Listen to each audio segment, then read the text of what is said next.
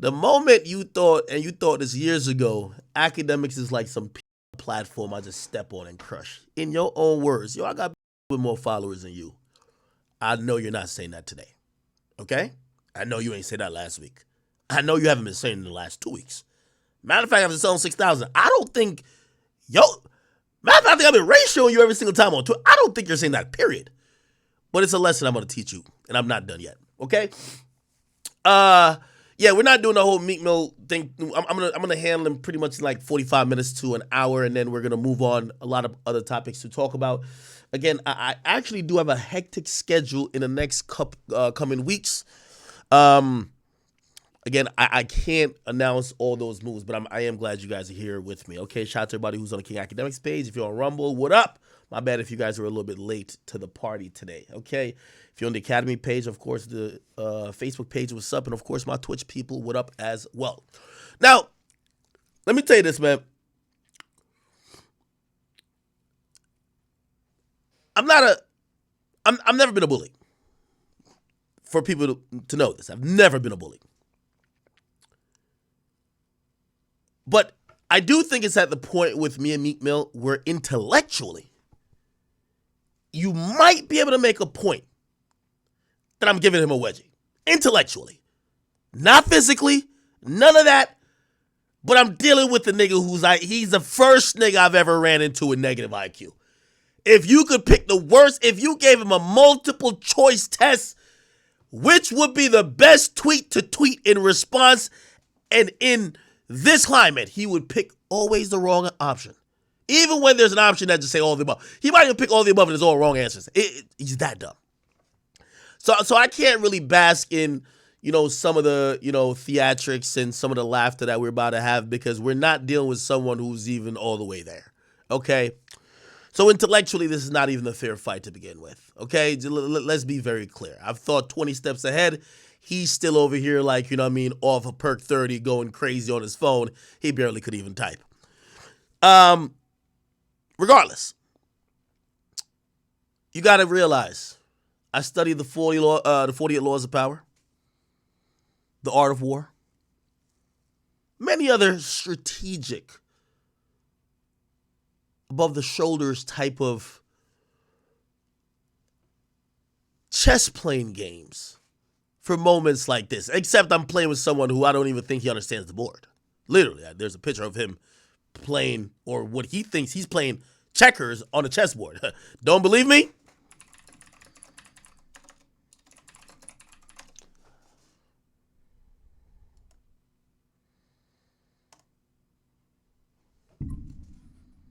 Don't believe me? Play the game like a king. Can't make this dumbass shit up, people. Can't make it up, okay? Can't make this shit up, okay? Wow. Anyway. I told you last time, we had I have a qualifying offer in my email for a deal potentially worth $2 million for either of us. It was $1 million guarantee if we showed up and boxed. Celebrity boxing. I think the guy's name is Damon Felder. I can't remember his name. I might be fucking up his name, so I don't want to do that because he seems like a very generous guy. But he offered me $1 million. He offered Meek $1 million. And the winner would get an additional $1 million. So that's $3 million up for the competitors, right? I thought that was rather fair. And even, hey, listen, apparently we had some issues. So, okay, we could just get some money. If he's everything he's said to be, he could get $2 million by beating my ass. He has, from what I heard, politely declined that, right? Now, I'm going to make an example out of him today. And I'm probably going to show him why he should have took the boxing match. Because what he tries to do is this pseudo tough guy. I'm cosplaying as a gangster and killer. And it's usually worked against everybody who, as they would say, ain't like that. And I'm one of those people who ain't like that. You're right. Except we don't believe it anymore. Even I don't even believe it. The bunny hopping, the half a brainness, the balling when you get sent to jail for doing a wheelie.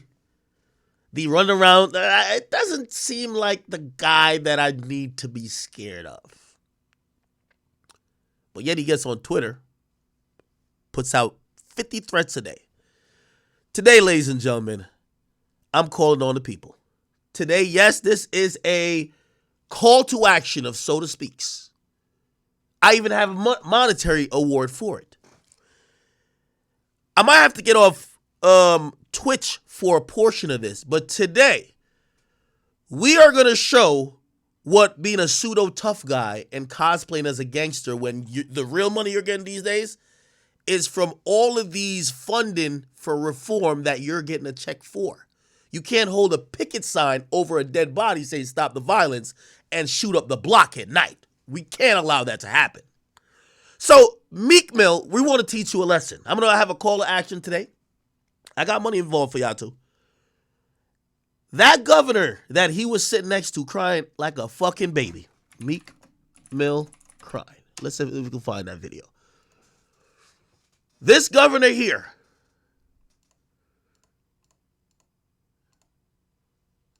Hold on. Let's find it. You all right? It's good, bro. We all grew up in the streets. Uh-huh. And we try to be better, but they labeled us felons. Also, I'm going to tell you another reason why I'm doing this too. You see, when a nigga is playing both sides, I want to show him I'm better at being a civilian than he is. Remember, keep in mind for anybody who says, yo, Ak, you're doing too much.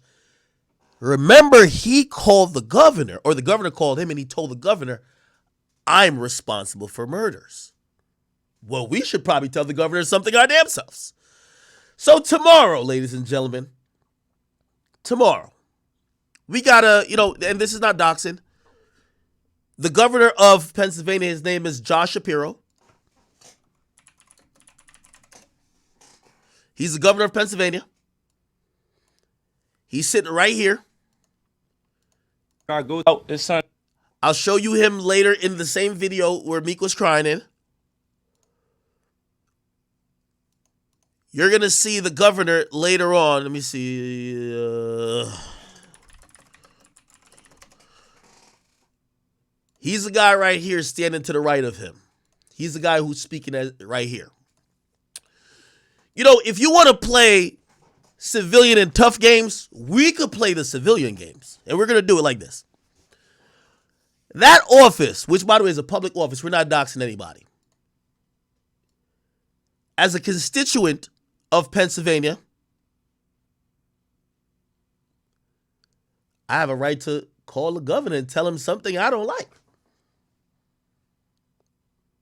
I have the right to send him an email to alert him to something he might not know.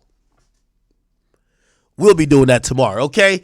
That phone line should be blown the fuck up, and this will be everywhere. We're going to alert that governor of Meek Mill cosplaying as a killer and a gangster. He can't stand next to the guy who's encouraging violence when he's trying to have initiatives and go on speeches for possible re-election about stopping violence.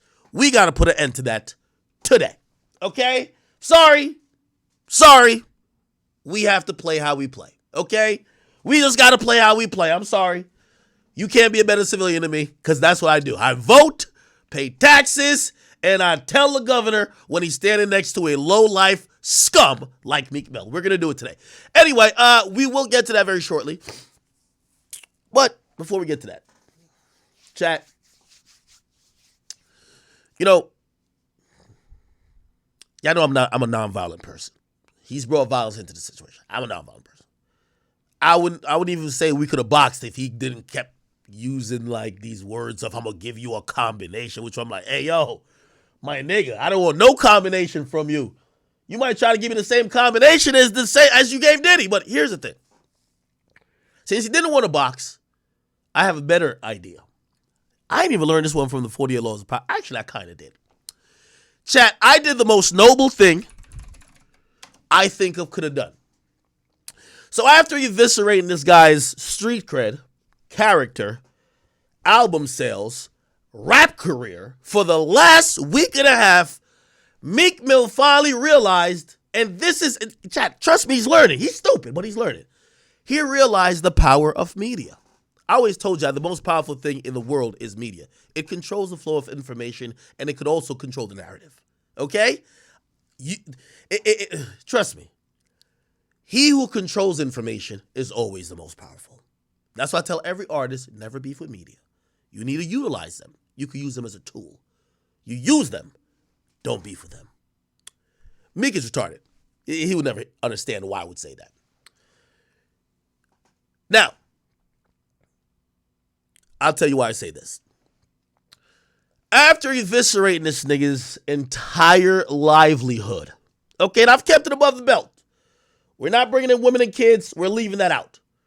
But after eviscerating his entire career, street cred, all that type of stuff, the entire Philly is down to line up to say, yo, this guy he ain't the king no more. Matter of fact, his best friend, did you watch the episode I dropped today? He said, Uzi's the king. He said, that nigga ain't the king. He keep flopping. I didn't say it. That's what they're saying in the Philly streets. By the way, make Philly great again.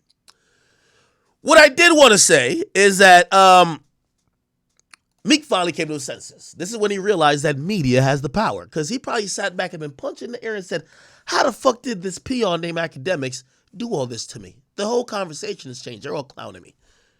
He finally said, the reason why he did it is because he has a podcast and I don't have one. So he said, I want to have a podcast deal.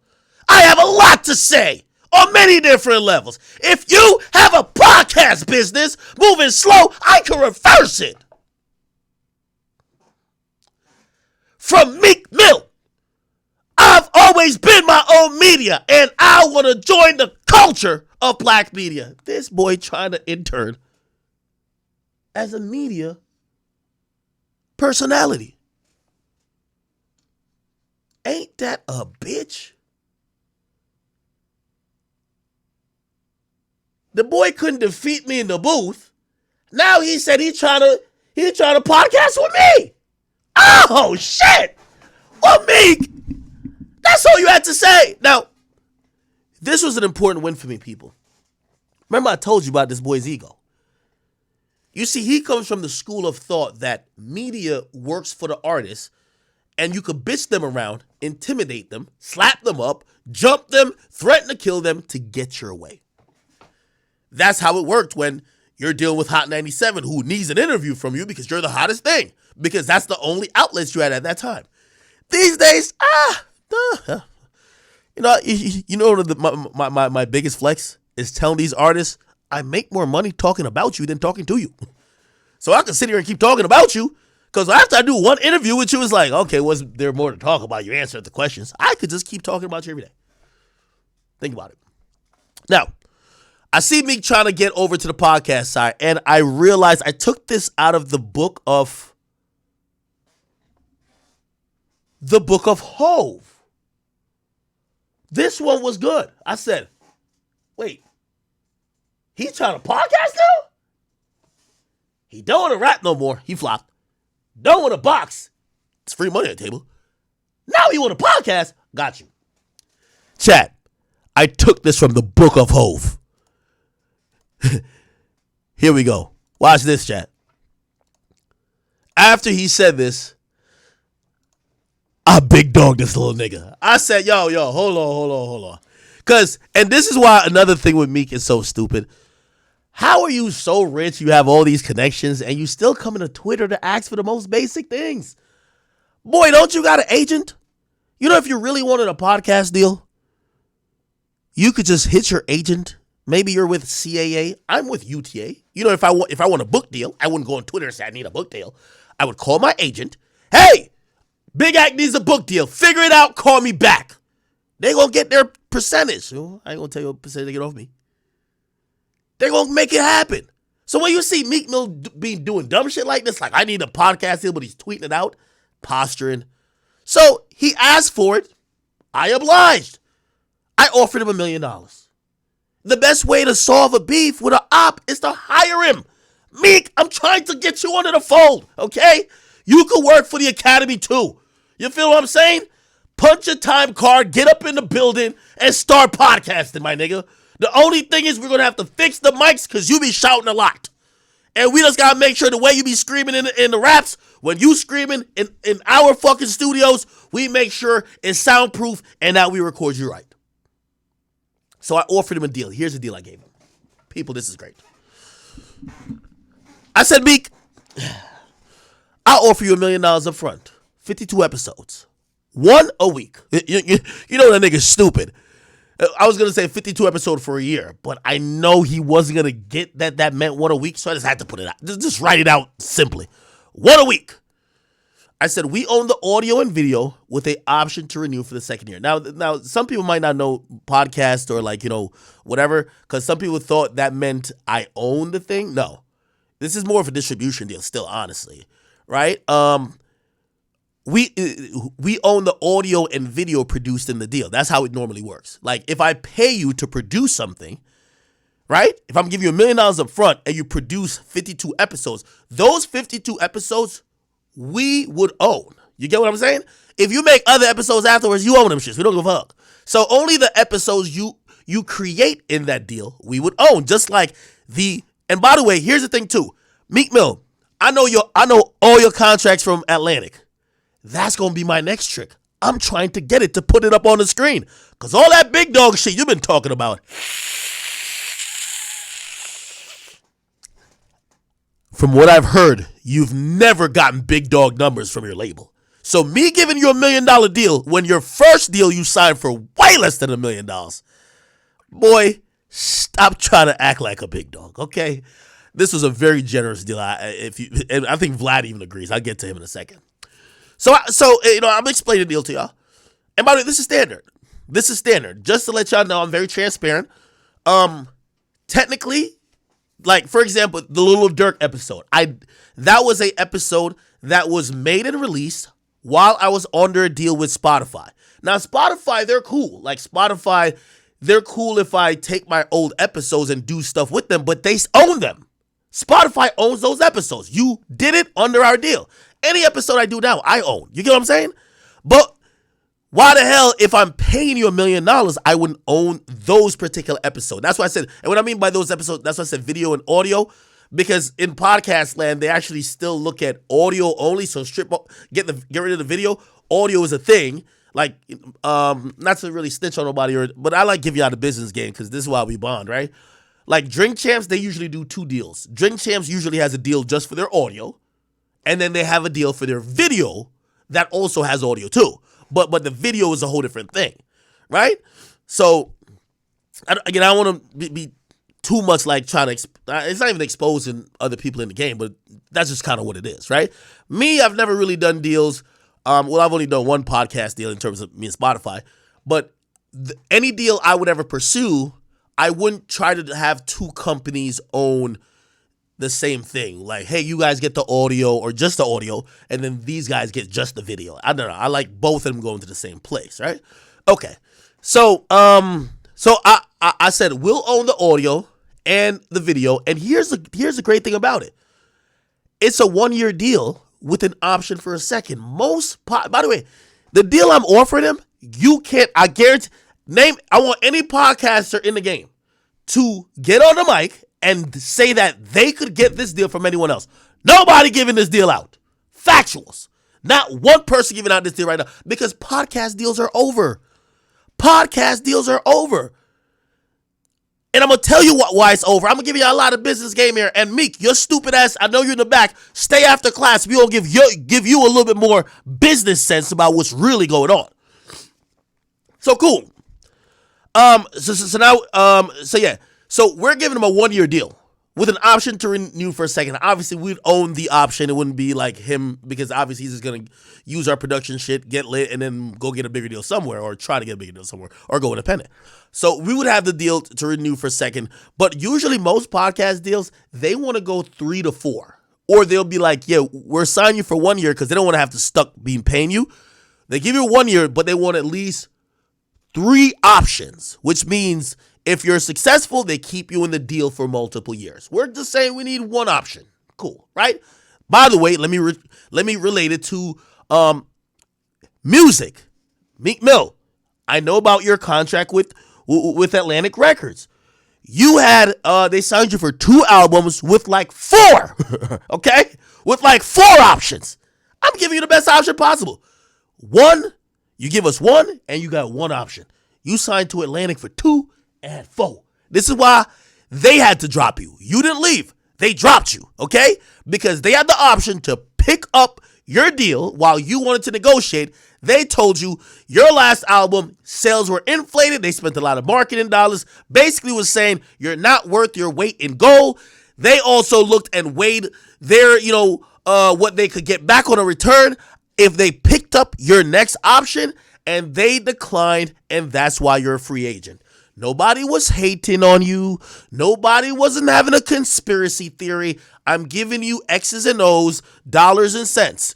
You, as a musical artist, was not profitable to the margins that Atlantic wanted, so they dropped you like a bad habit. Put it like this. I'm giving you $1 million. I know it says up front, which Vlad said, good luck giving them up front. I wouldn't give him $1 million to sign. We would do literally, what's $1 million? It's about like $87,000 per month. We'd pay him $87,000 a month per month. You know what I'm saying? $87,000 a month. He could invoice every month or quarterly, whatever. Feel me? So, because you give a nigga like, I'm not giving no nigga who keep rapping about gambling, rollies, and cars $1 million up front. He gonna do 3 episodes and dip on my ass. You feel me? Finesse the shit out of me. So we gonna pay him per month, okay? That's it, okay? Anyway, so I said with an option to renew for a second year, also, we're gonna bust down ads. So for people who say, well, $1 million is low, first of all, you can't get $1 million right now in podcasting. You just can't. You can't go out and get this deal unless, okay, and now I gotta say, by the way, they don't do these deals no more, unless it's exclusive. Nowhere in my deal said he had to be exclusive. Do you understand? Now, if I said I have the Academy app that your podcast would have to be exclusive to, that $1 million probably triples or goes up more, if you get what I'm saying. Because it's only going to be released via my platform. So I'm hoping anybody who's going to listen is going to come to my platform. You pay usually about triple for exclusivity. Triple or more what the market would offer for exclusivity. I'm keep saying this. I'm giving y'all the game. Listen, y'all never going to hear these niggas talk about this shit like this. They act like it's the boogeyman. But Big Ack is here. You heard me? So, because it's not a exclusive deal, that's why it's just $1 million, even though $1 million is a lot of fucking money. Now, let me give you one exception. Joe Rogan, allegedly, his new deal, he still got like $250 million, but it's not exclusive. He's a one of one. He's a fucking reindeer. He's a goddamn, what do you call it again? He's a fucking, he's a shooting star. He's getting the same money for an exclusive as he would for being on all platforms. And the only reason why he's getting that, not only is because he's Joe Rogan, is because he spent 3 years only being exclusive to Spotify. Spotify got a great return on that in terms of subscribing podcasters subscribing listeners. And they drove the listeners so much that was good for them. They were happy with the amount of people he brought to Spotify. Second of all, and this is the other part. This is why they're open with him putting back his shit on YouTube. About 1.5 years ago, Spotify, they start boosting up their ad sales department. And once they got into that heavily, they realized that Joe Rogan was the single biggest driver of ads. They were selling almost TV rates for his podcast. Nobody else. These niggas, as soon as you hear these niggas say Blue Chew, they get $1,000. I'm telling you this is a fact, okay? They get $1,000. As you hear these things, yo, hey, your dick don't get hard? Get this Blue Chew. $1,000. Not saying it's a little, not saying it's whatever. $1,000. That's it. If Joe Rogan was supposed to read the exact same ad, at least $150,000 per that 30 second. Actually, I forgot where I saw his rate at for a 30-second read, wild amount of money. This is just to showcase the difference between your local podcaster and Joe fucking Rogan. Just to let y'all know, I'm giving y'all the game, people. Meek, you better not fall asleep in class, Meek. Your stupid ass better stay up. I'm giving you game. Okay. Right. So, what they realize is that, by the way, also, I'm very honest and open. And I seen this on a Verge article, and I could tell this was the thing. Even when I was at Spotify. They would leverage Joe Rogan to help other shows that they had. That was cross-collateralized. So maybe they have a sponsor who just wants Joe Rogan. You know what they would say to that person? Hey, you got to buy ads on Joe Rogan's show, Akademiks show. It's not like they really want me. They want Rogan. But Rogan is so coveted and had so much pull in terms of ads that they'll be like, hey, if you want Rogan, you got to buy ads on these 15 other shows. That's just what it is. You know what they're going to say? All right, fuck it. Here, take that little 5K or whatever it is. I don't know, 5, 10K. I don't know, whatever. I don't know what they were charging for. I didn't know that information. That the Spotify's not going to tell you. But yeah, they were down for that. So this is why Joe Rogan is the only show that is not exclusive anymore, but he's still getting the same amount of money because ad-wise, they're leveraging how coveted he is. Which means now that they let him be outside of Spotify, his analytics has now increased triple at least. So now, what if they used to charge, I don't know, I'm making these numbers up, say $150,000 for like a 30-second ad read or a personal endorsement, now they're going to have to pay at least $300K, and Spotify could make it make sense with them paying Joe Rogan that. Do you guys get it? I think you guys are smart. You guys get it. Bet. By the way, I'm not cooking Meek right now. People say yo chill out like with the Meek cooking. Like we're not cooking. I'm giving you some game on just podcast deals, right? So yeah. So I said also we're gonna bust down 50% of ads that we bring in. Okay. Now usually in an exclusive, like for example, like I'm pretty sure with the Rogan thing, they're not busting out ads with them. They just gave him that big lump sum. Hey, you get 250 mil. It's our jobs to go get that 250 mil. But when you have usually a regular podcast deal, you wanna unless you're trying to finesse these niggas, right? You know what I mean? There's mad companies that try to finesse, right? They be like, hey, I know you want the million, so take the million. You don't get none of the ads. Basically, we were down to do 50%, right? Which, by the way, is very generous, too. Very generous. I mean, sometimes people will do more on the... No, we're 50-50, which means the Prize Picks comes in.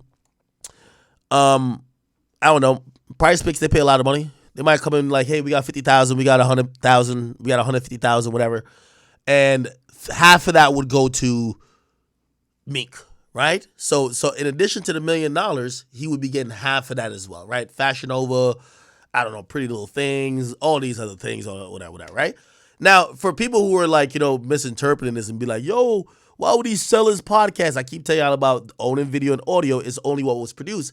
He would still own the podcast. So he would own the IP of the podcast, just like how I own the IP of Off the Record, right? I own it, right? And I said, but we share the IP as long as we're in the deal. It's the same thing that me and Spotify had. While we were in the deal, Off the Record was co-owned by me and them, really just that they could make decisions and that they could flex whatever in terms of how the podcast was going to be on their network. But after the deal is over, they're like, you own this shit, right? It is what it is. Okay. So anyway, that was the deal. Now, I know it's a little boring to y'all, but I love explaining business type shit. That kind of makes me feel good. But I will say this was a very generous podcast deal. But of course, Meek the Dunce, even after I offer him such a lucrative deal. Man, oh man, Meek Mill has to pick what he wants to be, dog. Like, yo, this is my only problem with Meek Mill. Not even my only problem. I got multiple problems with Meek Mill. You beefing with Act, you beefing with me. I'm Act's biggest step, bro. Big Act news. But let's talk about it for a second. Meek has to pick what he wants to be, dog. Like, do you want to be a shooter or do you want to be an activist? Like, Meek thinks that he's El Chapo and Martin Luther King in one person. Like, come on, bro. You gotta pick one. What do you want to be, bro? You at conventions crying and stuff. But then we have to understand, like, it might all just be a front. You feel me? But Meek doesn't even move in silence. Like lasagna, like man, like Wayne said, bro. Like he doesn't move in silence. He's on the internet always posting saying, "Oh yeah, I'm doing this. I'm doing that. I'm doing this." Like, come on, bro. Like I mess with Meek heavy, but man, Meek Mill, aka Freak Mill, he has to be stopped. We don't know what this man is going through. You feel me? He talking about he want to get act whacked. He beef with everybody in Philly. Then the next time you see Meek's just out here doing God knows what. I have a genuine question for any Meek Mill fans. Name me 5 Meek Mill songs from the past 2023 and 2024. I can't name you one song. He just dropped an album. I know the name of the album. Like, I ain't gonna cap. I'm not gonna sugarcoat anything. But I can't name a song on the album. Like, is there a song called Heathenism on there? If it's not, I don't know a song on the album. Like, that shit is crazy. He sold like what 3, 4, 5K first week. His 5 songs on there. He had a future verse. The future carried his whole album. I think that one song had more than every other song combined, which is crazy. But man, oh man, oh man, Freak Millie, Meek Millie. Like I don't know, man. Like I don't know. What do you guys feel about this? About everything? Do you feel like Meek, you feel me, is a good activist? You feel me? He's Meek Mill, man. Like me is one of the lieutenants of the CNG, the chat nigga gang, or the CNC chat nigga community.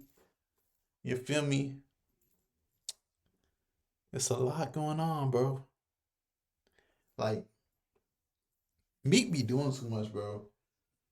And he posts every single thing he wants to do online. Like the way he has it set up, if anything ever happens to Act, even if Act catches a cold, anything, none, that everyone's looking at me. Me can't even do anything, which is a good thing. Like I'm happy for that. Like I want, you feel me, Big Act safe. Even if you feel me, I gotta be in the line of fire. I'm the shooter. That's what I'm supposed to do.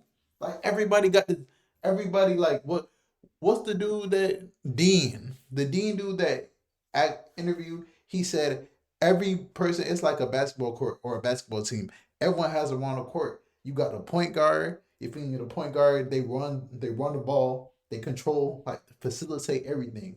So you feel me? Put Act at PG, then you got the shooting guard. You feel me? Yeah, niggas don't gotta say much about the shooting guard. You feel me? Big shooting guard, big act news. I don't really gotta say much, but let me know how you guys feel about everything. Do you feel like Meek Mill, aka Freak Millie, is uh is a good man? Is he innocent? You feel me? Do you feel like his career will ever come back? Anything positive about Freak Mill? I have nothing positive to say. You beef with Act, you beef with me. You feel me? I might ride around Philly right now. I ain't gonna lie, I might be in Philly right now. But we can't say much, you feel me? Make sure y'all like, comment, subscribe. It's your boy Big Act News, and I'm out.